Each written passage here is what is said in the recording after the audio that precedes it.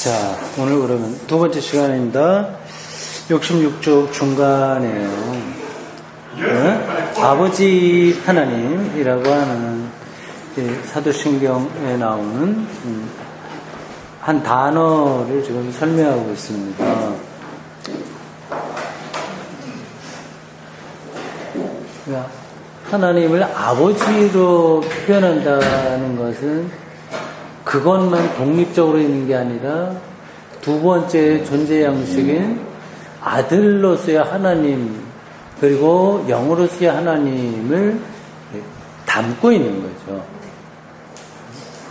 자, 거기 아까 읽다가 마친 그 뒷문장부터 보겠습니다. 그와 같이 하나님께서는 자신을 규정하는 분으로서 자기를 규정한다고 해서 제가 아까도 나온 겁니다.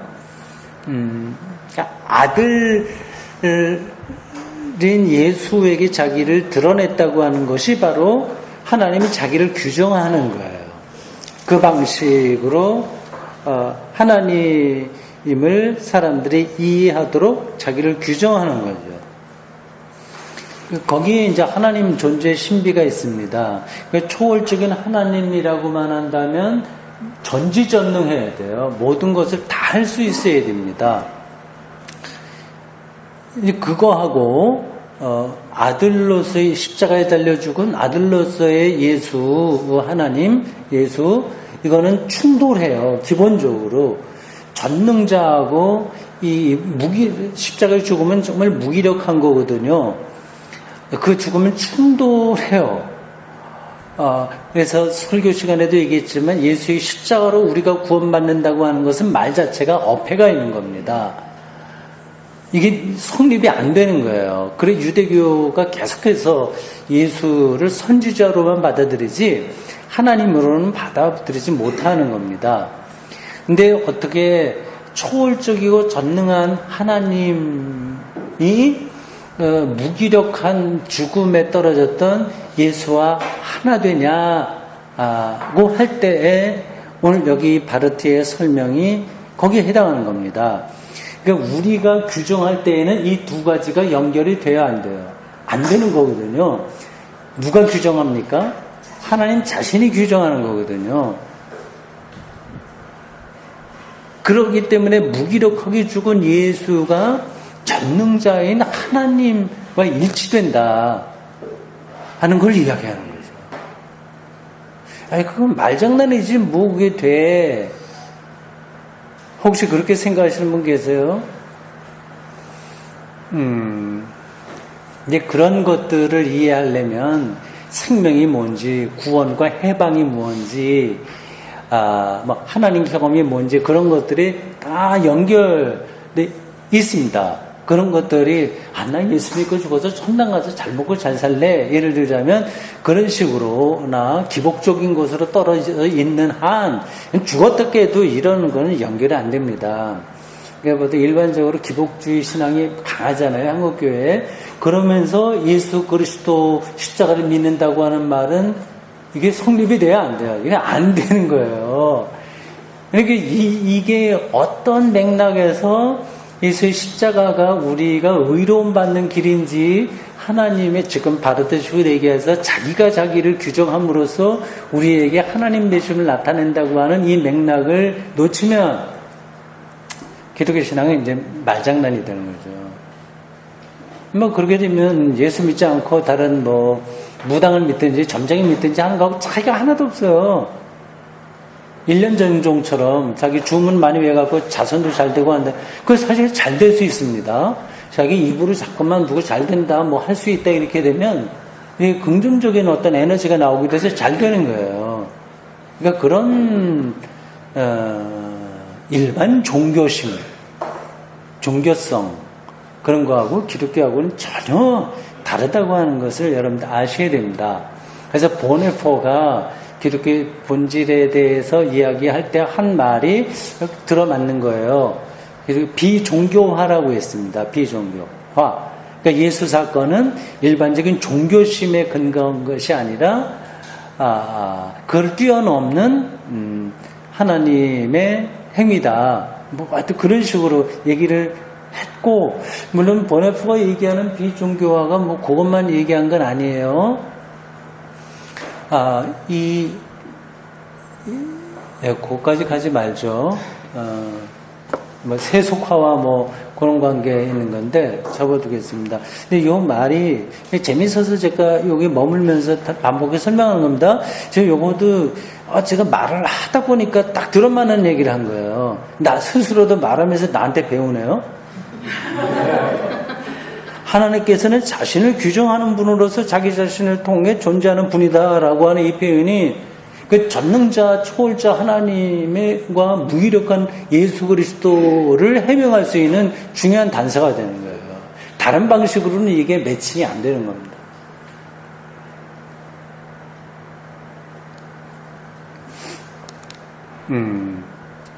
이런 설명, 그러니까 이 문장을 읽고 이렇게 설명할 수 있게 쉽지 않고요. 이렇게 설명하는 걸 알아듣는 사람들도 흔치 않습니다. 신학대학에 석사과정, 박사과정 가서 세미나 하더라도 아마 학생들이 못 알아들 거예요. 특별히 이제 교회의 메커니즘 속에 딱 젖어 있으면 이건 참 거리가 먼 이야기가 되는 거예요. 신성 안에 계신 분으로서, 신성 안에 계신 분으로서, 그러니까 신성하면 뭐 막 특별히 이상한 거 생각하지 마십시오. 하나님의 생명의 신비가 신성인 거예요. 하나님의 거룩하신 분인데 역사적 예수가 딱 하나님이라고 한다면 이 역사 안에 있는 인간의 삶이 신성인 거예요. 근데 이 천박하게 떨어지는 것 자체를 신성이라고 하는 게 아니라 이게 하나님의 창조와 초월에 거기에 기대어 있는 거예요. 그럼으로써 우리가 거룩해지는 건 그게 바로 칭의론의 핵심이기도 합니다. 우리 스스로 거룩한 게 아니라 의로운 게 아니라 예수를 믿음으로 예수의 의가 우리들에게 전가됐다. 칼빈이 말하는 정가론이거든요.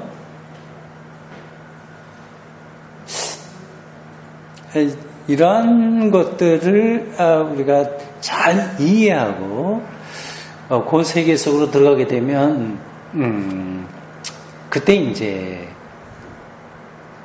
영성가가 되는 겁니다. 기독교가 얘기하는 그 영적인 세계 안으로 들어가는 거니까요. 그럴 때 힘이 어떤 그 세계를 살아내는 힘, 아까 설교적으로 얘기한다면 두려워하지 말라고 하는 그거를 아주 실질적으로 경험하게 되는 거죠. 신성 안에 계신 분으로서 자신 안에서 구분되지만 또한 자신 안에서 동일하시다.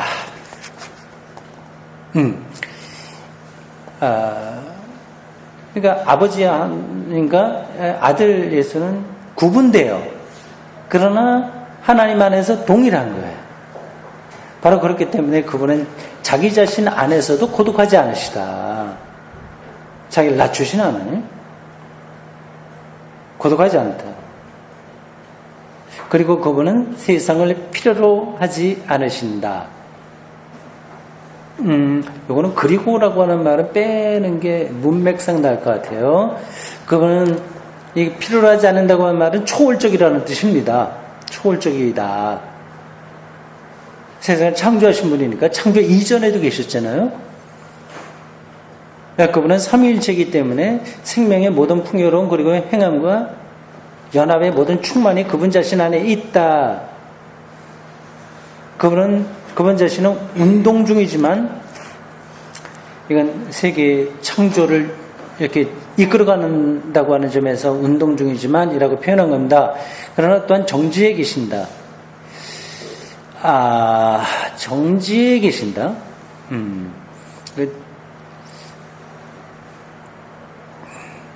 초월적인 거를 얘기하는 거예요. 지금 그 긴장관계. 초월적이지만 역사 내재적이고 그거를 운동 중이지만 뭐 정지에 있다고 그렇게 표현한 겁니다. 근데 하나님은 정지에 있다는 말은 잘 어울리진 않아요. 말을 하려다 보니까 이렇게 한 것 같습니다. 예? 뭐 그래도 뭐 다른 거를 얘기하려고 하는 거겠죠. 그 사실로부터 그분이 우리를 위해 행하시는 모든 것이 통찰될 수 있다. 그분이 창조자이시며 예수 그리스도 안에서 그분 자신을 우리에게 선사하셨으며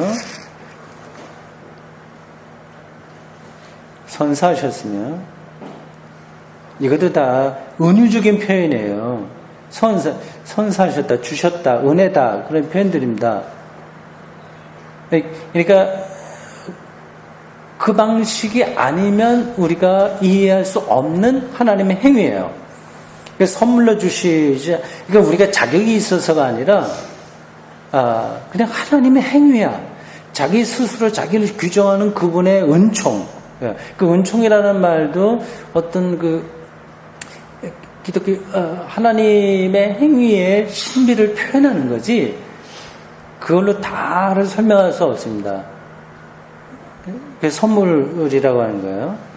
성령 안에서 우리는 그분 자신과 하나로 만드셨다고 하는 거예요.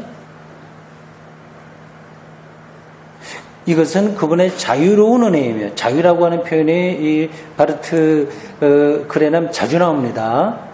자유로운 사랑도 있고요. 복음은 자유를 준다고 하는 거고요.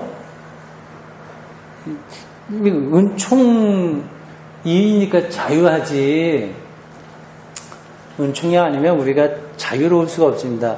하나님 마음에 들게 자꾸 우리가 노력해야 되면 이게 억압이 되는 거예요. 율법이 그 방식이거든요. 자유방임이라고 하는 뜻이 아닙니다. 은총의 세계에 들어간다고 하는 것은 더 철저하게 바울식으로 자기를 쳐서 복종한다고 하는 것을 전제하면서 얻는 자유인 거죠. 이건 뭐 상투적인 표현이 아니에요. 자유로운 은혜, 하나님 자유로운 은혜이며 그분의 충만함에 흘러넘칩니다. 참 일단 이제 감격하게 되는 거죠. 충만함이 흘러넘치며 충만하다, 넘친다. 이게 우리의 영적인 태도가 안 돼 있을 때 하나님의 자기 규정을 통해서 자유로운 은혜가 우리에게 임했다고 하는 사실을 얼마나 깊이 있게 이해하고 사느냐에 따라서 이게 들어올 수도 있고 안 들어올 수도 있습니다. 우리에게 무엇을 빚으신 것이 아니라 이런 것도 설교적 표현인데 아니거든요. 표현은 설교주지만 깊은 신학적 통찰이 놓여 있는 겁니다. 그러니까 하나님은 우리가 뭘 해야만 되는 건 아니신 분인 거예요. 무엇을 빚으신 것이 아니라 우리가 했기 때문에 주는 거 아니죠. 다만 넘쳐 흐르는 긍휼이다. 하나님께서는 그분 자신을 향한 존재를 이제는 다만 그분 자신만을 위한 것으로 여기지 않고 오히려 영원 전부터 그분의 존재를 또한 우리를 위한 존재가 되도록 하셨다. 태초에 로고스가 있었다. 이런 표현들이 여기 연관됩니다. 하나님께서는 영원한 아버지 되심의 능력 안에서 아버지 하나님 우리가 따라가고 있어요. 아버지 되심이 굉장히 포괄적이라고 하는 걸 느끼시겠죠? 아버지 되심의 능력 안에서 정말 이런 것도 알게 되면 우리가 자유로워집니다. 자유로워질 뿐만 아니라 풍요로워지는 거예요. 또한 우리 아버지가 되기로 하셨다. 우리는 이 진리를 도무지 파악할 길이 없다. 왜냐? 하나님이 스스로 규정하는 거니까. 어떻게 십자가의 달림에 하나님의 능력이 거기 임하냐? 파악할 길이 없어요. 하나님이 바로 아버지의 존재이기 때문에 그분의 사역도 또한 아버지와 같은 사역이다. 하나님께서 하나님 자신과는 구분되는 타자의 창조가 되신다는 것. 표현이 그렇죠. 구분되는 타자의 창조가 되신다는 것. 그리고 그분이 그 타자를 위해 현존하려 하신다는 것. 그렇게 하지 않아도 되는데 타자를 위해서 존재한다.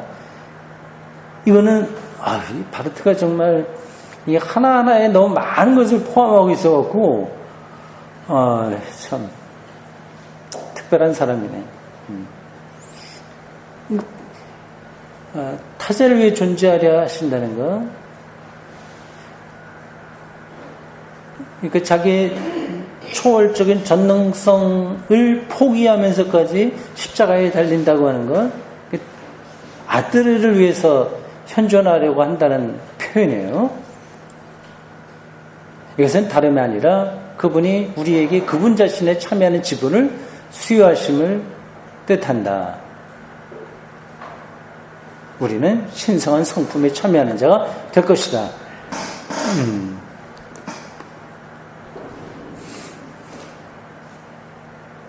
신성한 성품에 참여하는 자가 될 것이다.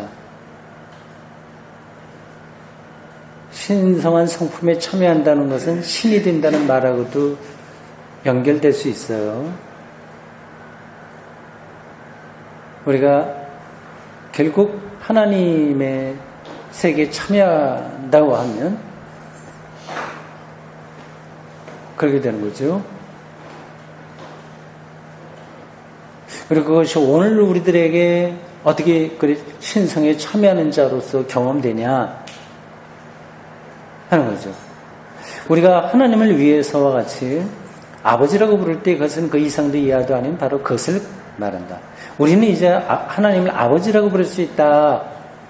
전폭적인 신뢰가 가능한 대상이죠. 그것은 하나님께서 아들 안에서 자기 자신을 부르신 것과 같다.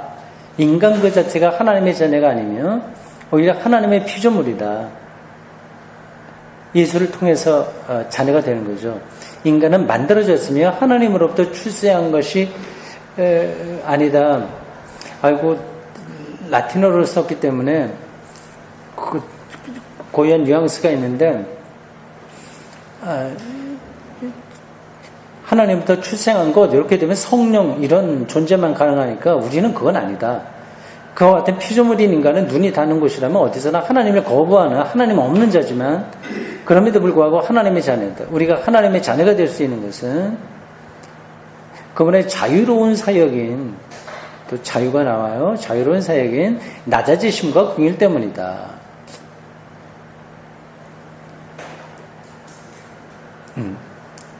우리는 그럼에도 불구하고 그분의 자녀다.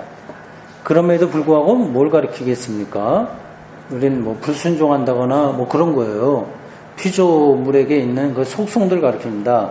그럼에도 불구하고 우리는 그분의 자녀들이다. 우리가 노력해서 얻은 자격이 아니라 하나님이 낮아지심 때문에 그분의 긍휼 때문에 그게 예수에게 실현된 거죠.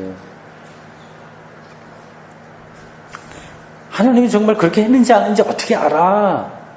그런 질문도 가능합니다. 그걸 아는 사람이 어디 있겠습니까?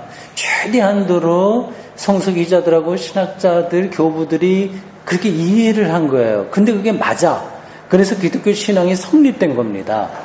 그러니까 예수의 십자가와 그의 운명에 있었던 것이 하나님이 자기를 나타내신 것과 일치되는 걸 경험한 거죠. 거기서 구원의 가능성이 열리는 거고요. 그러니까 그럼에도 불구하고 우리는 예수 그리스도 덕분에 하나님의 자녀들이고 신성에 참여하는 자들이다. 그분이 아버지이기 때문에 그리고 그분이 그러니까 그 아버지라고 하는 말에 많은 게 들어있는 거예요. 다시 반복합니다. 그걸 여러분들 머릿속에 넣으세요. 그러니까 이건 하나님이 자기 스스로 자기를 규정한다. 자기 초월성을 낮춘다 하는 것들이 다 들어가 있는 거예요.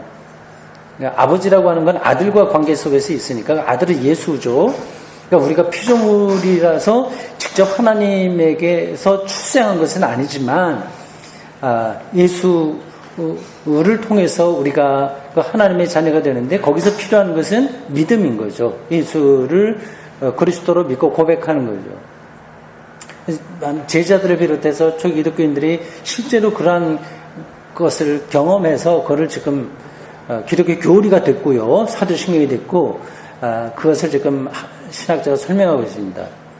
그분이 아버지시기 때문에 그리고 그분이 우리를 그렇게 만드셨기 때문에 우리는 그분의 자녀들이다. 근데 그거를 모를 수도 있어요. 모르면 자녀가 안 되는 거죠. 우리는 그분의 아들 안에서 그분의 아들이 예수예요. 그리고 성령을 통해서 생명의 영이에요. 그분의 자녀들이다.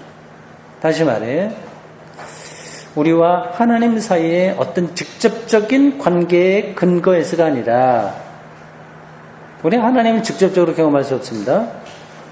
오히려 하나님께서 자기 자신을 통해서 우리를 그분의 본성에 그분의 생명과 본질에 참여하도록 하신다는 사실에 근거하여 우리는 그분의 자녀들이다.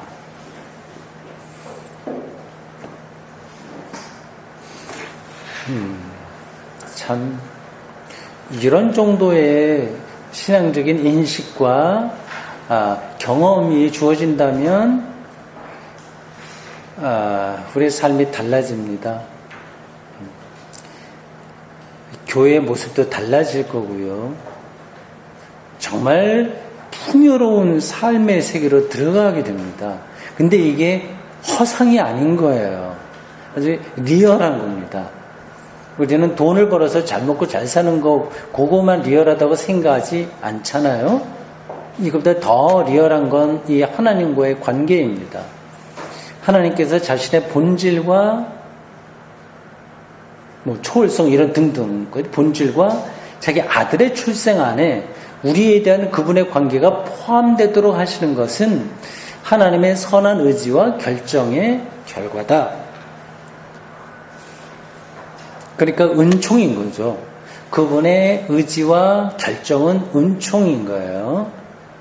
우리가 그분 안에서 아버지 안에서 아들 안에서 성령을 통해 그분의 자녀로 불릴 수 있다는 것은 아버지와 아들을 하나로 묶는 저 동일한 사랑의 끈에 의해서다. 요 성경 구절 여기에 해당하는 거 있죠?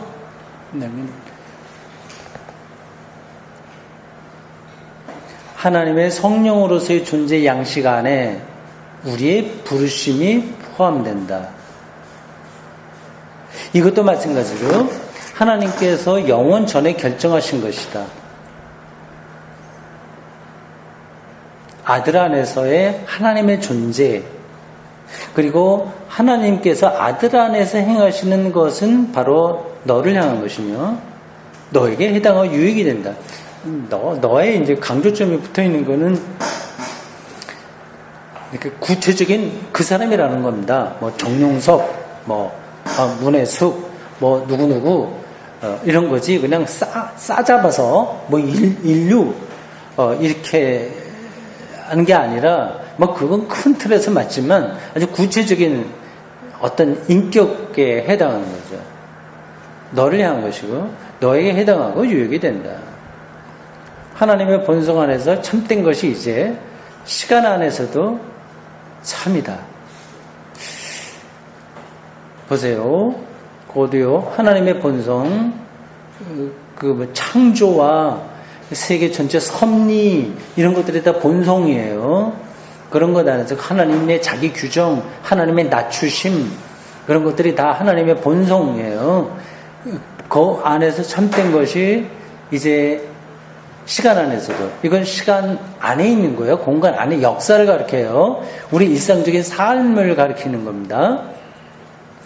그러니까 하나님의 그 은총, 본성이 우리의 실제적인 삶 안에서도 진짜라고 하는 거죠.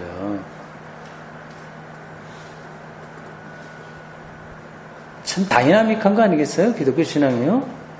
어디서 그런 경험들을 할 수 있겠습니까? 근데 기껏 해봐야 돈 주고받는 거, 내가 해서 이렇게 하는 것들, 아니면 나라를 정의롭게 한다, 그런 것들이죠. 근데 그것도 다 제한적인 거예요. 뭔가 주고받고 하는, 그리고 안 하면 실망되고, 막 계속 그렇게 되는 겁니다.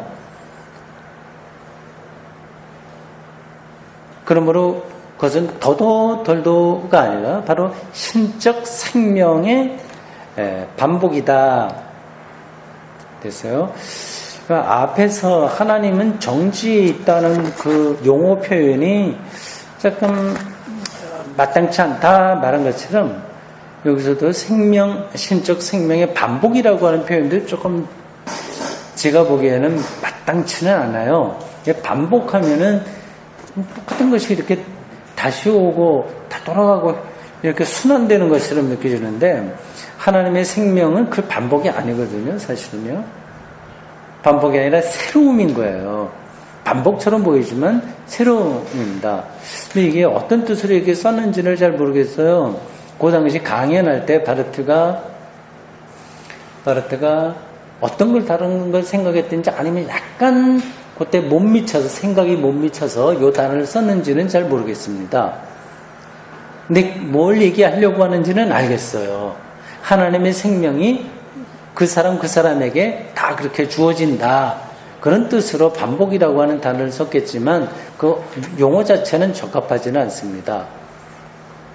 이 반복은 이렇게 주어지는 모든 이들에게 주어지는 은총 이런 것들은 우리가 이끌어낼 수 없고 우리가 취할 수도 없는 것이며 다만 하나님께서 신성 밖의 피조물의 영역에서 그 반복이 발생하는 것을 원하셨을 뿐이다.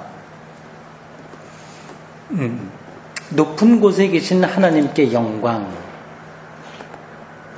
그 하나님이 그렇게 원하시는 걸 생각하니까 이런 찬송이 우러나올 수밖에 없다는 거죠. 높에 계신 하나님께 영광. 그러니까 누가복음에서 이 목자들이 예수의 탄생에 대한 고지를 듣고 천사들의 고지를 듣고 부른 찬송에 있는 겁니다. 높은 곳에 하나님께 영광. 아니 이런 것도 우리가 아주 실질적인 거죠. 내 삶을 그리고 그리스도를 아는 것, 하나님의 섭리에 대한 깊은 깨우침, 그것이 은총이라고 하는 사실을 자기 온 영혼으로 깨달은 사람들은 이 찬송으로 부를 수밖에 없는 거예요. 높이 계신 하나님께 영광이라고 말이죠. 이런 것들로 우리의 인생이 쭉 이어졌으면 좋겠어요. 그래서 죽는 순간에 숨이 끊어질 때 높은 곳에 계신 하나님께 영광, 이건 아주 실질적으로 이 말로 할 수 있거나 생각으로 할 수 있다면 최선의 마지막 순간이 아닐까 이런 생각이 듭니다. 근데 그런 것들은 내가 죽을 때 그 말을 해야지 딱 결심한다고 해서 되는 게 아니에요. 평소 그러한 태도로 저희가 꾸준하게 살아야만 그게 저절로 나오게 됩니다. 마지막 죽을 때 난 누구 돈 구워준 거 받아야 되는데 만약에 그런 생각하면 참 그렇죠. 우리가 하나님을 우리의 아버지라고 부를 때 어마어마한 것이 함축되어 있는 표현인데 우리는 바로 그것을 첫 번째로 말한다. 그리고 땅에서는 평화가 이어진다. 그렇군요. 하다 보니까 내가 요걸로 언제 한번 설교를 해야 되겠다는 생각이 드네요. 하나님께 영광이라고 하는 이 비전, 영적인 비전이 주어질 때 이 땅에 평화가 가능한 거죠. 그거 없을 때는 자기 좋으면 좋고 나쁘면 나쁘고 그래서 충돌할 수밖에 없어서 평화가 잘 안 되잖아요. 땅에서는 평화가 이어진다. 왜냐하면 그거는 아들 없는 아버지가 아니기 때문이며 두 분이 모두 하나님 기뻐하시는 사람 중에 우리를 위해 현존하시기 때문이다.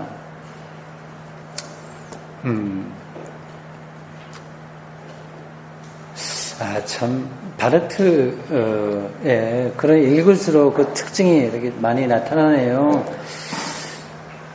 이는 성서 용어를 얘기하고 뭐 설교 비슷하게 말을 하는데 이 안에 신학이 깊이 들어 있습니다.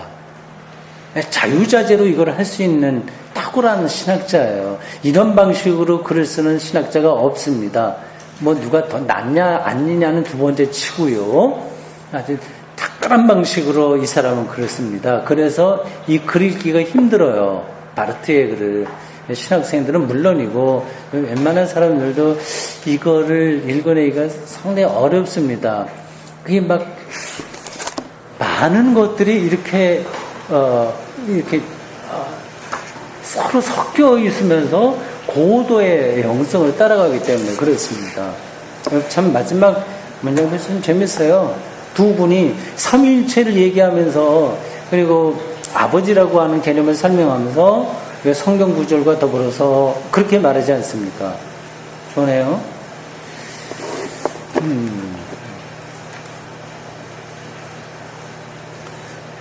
저 환풍기가 이제 돌아가기 시작했네요. 딱 시간 맞춰놓은 거 2시, 3시 반. 이게 수요 공부할 때 2시부터 3시 반까지 하거든요. 맞춰놨어요.